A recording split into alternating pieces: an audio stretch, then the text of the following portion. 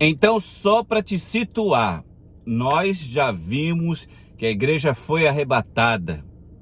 Se o primeiro selo é o surgimento do anticristo, a igreja pode estar aqui para ver o início do processo.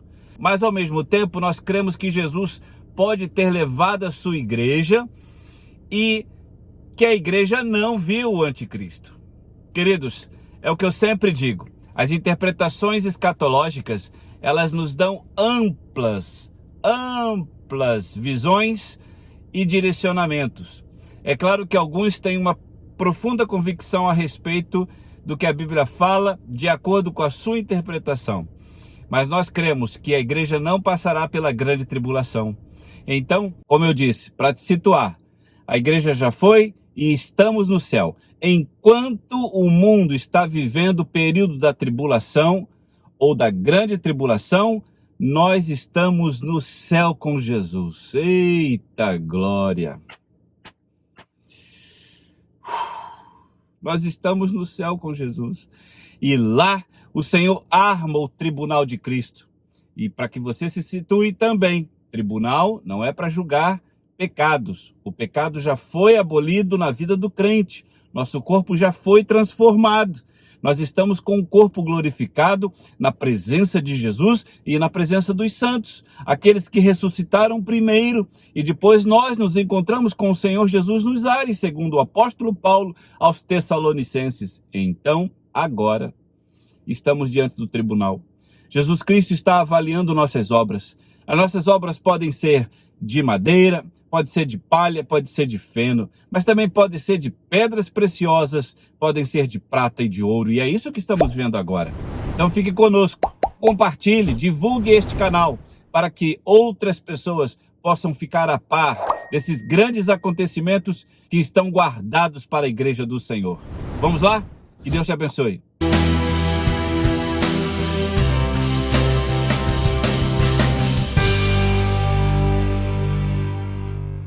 Ouro, prata, pedras preciosas, madeira, feno e palha representam as atitudes, representam as ações, representam os feitos pelo Evangelho.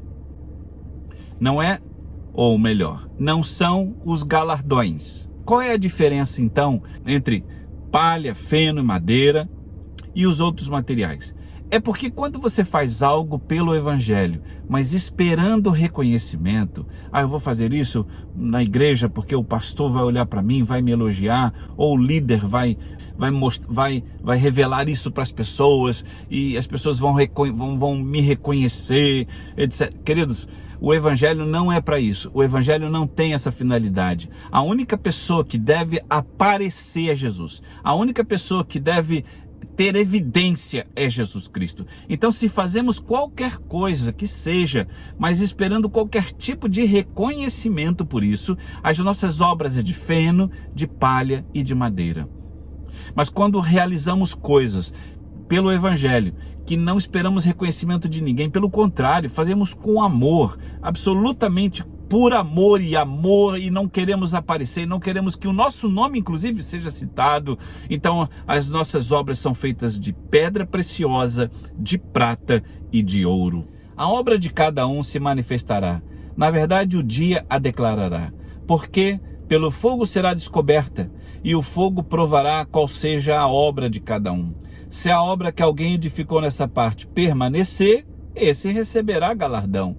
Se a obra de alguém se queimar, sofrerá detrimento, mas o tal será salvo, todavia, como pelo fogo. Não é? Cara, Deus é fantástico, porque ele está dizendo assim: você fez alguma coisa pelo Evangelho? Ih, rapaz, mas a sua obra é de palha. Você esperava reconhecimento. Olha só o que você fez aqui quando você foi visitar o irmão. Você queria que depois o irmão falasse do seu nome na igreja que você foi lá e visitou ele. Se é isso que você fez, Eu acredito que quem assiste esse vídeo aqui certamente jamais fez coisas como essa, mas se alguém que você conhece faz assim, então essas pessoas estão construindo casas de palha, de madeira, de feno. Então, quando chegar o tribunal de Cristo, essas obras serão examinadas e serão queimadas. Mas sabe o que é fantástico? Que a misericórdia do Senhor, aleluia, ela é a causa de não sermos consumidos. E aqui literalmente isso, porque ele diz no final do versículo: este será salvo, todavia como pelo fogo. Sabe aquela prova que você fazia lá na escola, que você passava raspando assim, tirava o seu 7, o 6.9 ali, passava raspando se a média fosse 7? Pois é exatamente isso que vai acontecer no tribunal de Cristo. Muitas pessoas entrarão no céu, mas suas obras serão queimadas. Não receberão galardão, não terão nenhuma coroa. Entretanto, as pessoas que tiveram as suas obras e permaneceram intactas, foram obras feitas por amor ao Evangelho, essas não só entrarão no céu, mas como também receberão galardão. E é o que nós vamos ver agora. Galardão é reconhecimento da parte de Deus, é um prêmio. Olha como a justiça de Deus ela é fantástica. Coroa da vitória. A vida cristã se constitui numa batalha espiritual contra 3 inimigos terríveis: a carne, o mundo e o diabo. Essa coroa é denominada também como coroa incorruptível. Esta coroa será reservada para os crentes que tiveram sob domínio os desejos da carne e se abstiveram do mundo. Isso está em 1 Coríntios, capítulo 9, versículo 25. Se abstiveram do mundo. E foi o que eu falei. Isso é santidade. É na verdade você se separar, não se deixar levar pelo mundo. O mundo apresenta cores, o mundo apresenta sabor, o mundo apresenta essas coisas para que nós caiamos, ok? Se não fosse bom, as pessoas não seriam levadas a pecar. Então eu não estou dizendo que é ruim, mas este bom retira o melhor de Deus da sua vida. Então se você está em pecado do adultério, fornicação, mentira, engano, drogas, muitas pessoas envolvidas nas drogas, então a pessoa se sente no êxtase ali, vive aquele momento. Entretanto, este bom do mundo retira o melhor de Deus da sua vida. Então, quer receber a coroa da vitória? Se abstenha deste mundo. Até porque a Bíblia diz que aqueles que se fazem amigo do mundo se tornam inimigos de Deus. Coroa de gozo, coroa de alegria. A palavra gozo significa prazer, alegria, satisfação. Uma das atividades cristãs que mais satisfazem o coração do crente é ganhar almas. Isto é, praticar o evangelismo pessoal, ganhar pessoas para o reino de Deus. Outro sim é fazer a obra do Senhor com alegria e com o prazer de servi-lo. Isso está em Tessalonicenses 2:19, Filipenses 4:1. Não existe outro motivo, meu amado irmão. A coroa de gozo, a coroa de alegria será dada para aquelas pessoas que participam do Evangelho, se envolvem com ele com alegria e não com pesar. Não existe obrigatoriedade. Eu tenho que ir para a igreja hoje, é domingo, meu Deus. Então não vá. Igreja não é isso. Igreja é momento de alegria e de prazer. Pastor, mas na igreja que eu estou me sentindo mal, eu não gosto dali. Então ore ao Espírito de Deus e ele vai te direcionar para uma outra igreja que você tenha prazer em participar. Então o reino de Deus, ele tem que ser um reino de alegria. Não leia a palavra de Deus com pesar, por obrigação. Não faça nada disso. Na verdade, o Evangelho não é algo que devemos fazer como se fosse uma obrigatoriedade. O Evangelho precisa ser realizado, praticado com alegria. Coroa da justiça. 2 Timóteo 4, 7 e 8 diz: e o prêmio dos fiéis, dos batalhadores da fé, dos combatentes do Senhor, os quais vencendo tudo esperam sua vinda com ansiedade. Eu acho que eu postei isso num vídeo anterior. Uma pessoa perguntou: pastor, eu desejo tanto a volta de Cristo, tanto a volta de... quero que ele venha logo, quero que esse mundo acabe logo. Será que isso é pecado? Será que eu estou errado? É uma boa pergunta quando se trata de ansiedade, porque o apóstolo diz que lancemos sobre Deus a nossa ansiedade, porque Ele tem cuidado de nós. Nós já falamos isso no vídeo. Você não deve jamais pensar que está cometendo um pecado porque anseia a volta de Cristo. É claro que, e aqui eu abro um parênteses, você precisa ter uma motivação certa para desejar a volta de Jesus, e não que o mundo acabe. O mundo vai acabar por uma consequência, e digo, o mundo vai acabar, né? Eu vou botar entre aspas aqui, porque na verdade o planeta jamais acaba, ele é apenas transformado, mas desejar que o mundo acabe ou que tudo isso vá logo para o espaço, porque você não aguenta mais, o mundo é perverso, etc. Então este não é o principal motivo pelo qual você deve desejar a volta de Jesus. A volta de Jesus, ela precisa ser, o que motiva você a fazer isso tem que ser o amor ao Senhor Jesus. Eu o amo, como noiva, eu o amo e quero ver a volta de Jesus o mais breve possível, por amor ao Evangelho, tá certo? Por amor ao Senhor Jesus. Esse é o principal motivo. Coroa de glória. Certos eruditos na Bíblia entendem que essa coroa é o galardão dos ministros fiéis que promoveram o reino de Deus na terra sem esperar recompensa material. 1 Pedro 5, de 2 a 4. Alguns eruditos da Bíblia, ok? Assim como falamos aqui, eruditos, alguns teólogos, alguns estudiosos, aquelas pessoas que estudam de forma mais profunda a palavra de Deus, entendem que a coroa de glória é uma coroa que Deus reserva para os grandes ministros do Evangelho. Billy Graham, por exemplo, ok? Pessoas grandes que viveram no passado, que vivem hoje e que sofrem pelo Evangelho e que não esperaram recompensa material. Citei Billy Graham como um exemplo, mas você pode até discordar e pensar em outros nomes. O fato é que grandes ministros da fé, grandes ministros do Evangelho, colocaram suas vidas inteiras a serviço do reino de Deus. E por isso essas pessoas, entendemos, receberão a coroa de glória. Coroa da vida, Apocalipse 2:10, Tiago 1:12. Não se trata da simples vida que temos aqui. Essa coroa é um prêmio especial porque implica na conquista de um tipo de vida superior à vida terrena, como tem os anjos. É a modalidade de vida conquistada mediante a obra expiatória de Cristo Jesus. A vida eterna é o galardão da fidelidade do crente.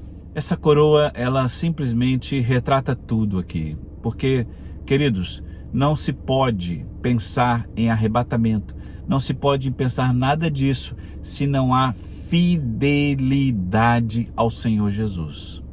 Você que é casado, você que é casada, assim como eu sou, você entende muito bem o que significa a palavra fidelidade. Você não se leva, ou você não se deixa levar por nenhuma outra pessoa, por mais atraente que seja. Isso é fidelidade. Você não se deixa levar pelos ventos de doutrina por aí. Isso é fidelidade. Você não se sente atraído por uma nova religião que traz uma nova linguagem, uma nova roupagem. Isso é fidelidade. Essa coroa será dada para as pessoas que foram fiéis ao Senhor Jesus e que não mediram esforços para se manter no Evangelho. Pois bem, o tribunal de Cristo se montou, Jesus Cristo entregou os galardões, vamos daqui a pouco participar das bodas do Cordeiro, glória a Deus, e o mundo está vivendo agora a verdadeira tribulação. Milhares de pessoas sumiram, colisões de carros, ônibus, caminhões, quedas de aeronave, falta dos serviços essenciais à vida da sociedade. O apóstolo Paulo diz, como falamos aos Tessalonicenses, capítulo 4, versículo 17, nós, os que ficarmos vivos, seremos arrebatados. Capítulo 24 de Mateus, porque haverá então grande aflição como nunca houve desde o princípio do mundo até agora, e nem tão pouco há de haver. O mundo clama, é necessário alguém para colocar ordem ao caos estabelecido. Aqui o anticristo vai ter a condição de agir plenamente. O mundo está agora clamando de forma veemente que essa pessoa lidere. O mundo está em caos. Quero fazer uma observação também importante. Mundo em caos pode significar o arrebatamento da igreja? Pode. Os serviços essenciais do planeta sofrem um colapso absoluto. Este é um ponto. O outro ponto que eu quero levantar também, e pode ser muito bem considerado, é o fato de uma pandemia como essa, ou a Terceira Guerra. O mundo pode entrar num caos tão sem precedentes que o próprio mundo vai clamar para que surja alguém que lidere esta bagunça e reorganize o planeta. Vamos ver. Assuntos tratados na terceira encíclica do Papa Bento XVI. No documento direcionado a todos os bispos e fiéis da Igreja, Bento XVI pede uma reforma do sistema financeiro internacional com base na moral e na ética e sugere a criação de uma autoridade política mundial para resolver os problemas gerados pela crise. O Papa reforça o papel de liderança mundial. Líderes pedem nova ordem mundial. Poder Supremo, ONU, OMC, BC, Mundial são pilares. Relatório defende governo mundial. Isso é um fato. Basta você entrar nos principais meios de comunicação e você vai observar que de alguns anos para cá isso já vem acontecendo. Eles vêm pedindo uma liderança. Quando essa liderança surgir ou quando ela tiver condições de agir plenamente, é isso que eles querem. Não há outra questão, até porque, profeticamente falando, nós já estamos vendo isto acontecer. Falta muito pouco, amado, para que você e eu vejamos, quem sabe, a face do anticristo. Se formos arrebatados hoje, glória a Deus, deixa esse pessoal para lá. Mas se nós formos ver a face dele, eu creio pela fé que a igreja será arrebatada antes que ele tenha absoluto poder nas mãos para agir, assim como a Bíblia diz.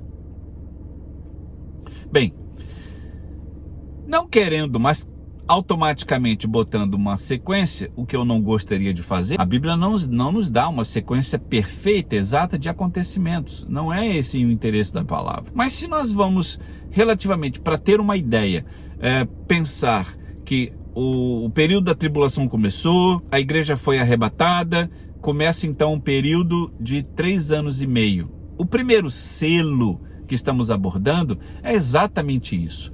É o surgimento do anticristo e todos esses eventos que estão envolvidos. O começo da tribulação. O anticristo propõe soluções para o caos mundial com inteligência. Daniel 8:25 diz: e pelo seu entendimento também fará prosperar o engano na sua mão e o seu coração se engrandecerá. Daniel capítulo 11, versículo 36: exaltar-se-á e se engrandecerá sobre todo Deus, e contra o Deus dos deuses fará coisas espantosas, e será próspero, até que se cumpra a indignação, pois aquilo que está determinado será feito. O anticristo, ele tem um papel fundamental de liderança dentro desse período. O anticristo, que a Bíblia também chama de a besta que sobe da terra, ele terá condições de liderança. Para que isso aconteça, meu amado irmão e irmã, ele precisa receber poder. Ninguém pode surgir no mundo e simplesmente querer estar acima das nações, até porque as nações possuem soberania. Os Estados Unidos, aqui onde eu vivo, eles dizem: se alguém quiser interferir na nossa soberania, vai pagar um alto preço. Na verdade, isso para todos os países. O Brasil também. Não importa qualquer líder ou país estrangeiro que queira entrar e tomar as nossas riquezas, ele vai sofrer. Mas, dentro deste período, as coisas têm uma relativa mudança. Porque os líderes mundiais, os principais líderes mundiais, darão condição ao anticristo de liderar, de certa forma, dentro da soberania de todos os países. Não é algo inimaginável? Mas isso tem que acontecer assim, senão será impossível que ele possa liderar. E aí o anticristo vai lançar algumas propostas. E essas propostas nós já temos visto de alguma forma acontecer. Veja, governo mundial. O governo do anticristo se tornará, em curto espaço de tempo, um forte governo, unificando os blocos de nações e economias existentes. Essa é a primeira proposta, a unificação, a globalização. ALCA, NAFTA, Mercosul e outros mercados comuns já existentes. Isso será fundamental para que o anticristo tenha domínio sobre a economia do mundo. Então, a primeira proposta é a globalização. Segunda proposta, o ecumenismo. Essa palavra significa que várias religiões, independente da fé, se unam. A proposta do anticristo com o ecumenismo é criar uma única religião, onde as pessoas abandonarão sua fé existente hoje e estarão direcionadas a uma só religião. Está na cara que ele quer abolir o cristianismo e criar sua própria religião. Terceira proposta, Força Militar Unificada OTAN. A Organização do Tratado do Atlântico Norte, a OTAN, subscrita em 4 de 4 de 1949, é uma aliança militar projetada para prevenir, repelir agressões contra qualquer de seus membros. A OTAN é, portanto, um poderoso exército formado a partir de acordos com as nações mais ricas do mundo. Possui um só comando e enorme capacidade de destruição. Eu não tenho dúvidas que o anticristo se utilizará da OTAN e, com a sua liderança, haverá a profunda e gigante perseguição àqueles que permaneceram na terra e que professam ainda o cristianismo. Aqui parece uma contradição, mas não é, porque alguns disseram, por isso que a igreja só vai no final. Se ela for agora, como é que ela vai ser perseguida? Parece até que tem coerência isso. O fato é que muitas pessoas ficarão. O anticristo vai perseguir estes que ainda proclamam o evangelho dentro da tribulação. Principalmente os judeus, selados para este momento. Nós vamos falar disso mais à frente. A marca para o controle mundial. Domingo, chip, vacina, código de barras e Pix. Eu coloquei essas questões porque é o que mais se fala hoje em dia. Mas a marca da besta é um grande mistério ainda não revelado. Alguns nos comentários aqui embaixo me pediam, pastor, fala sobre a marca, como será?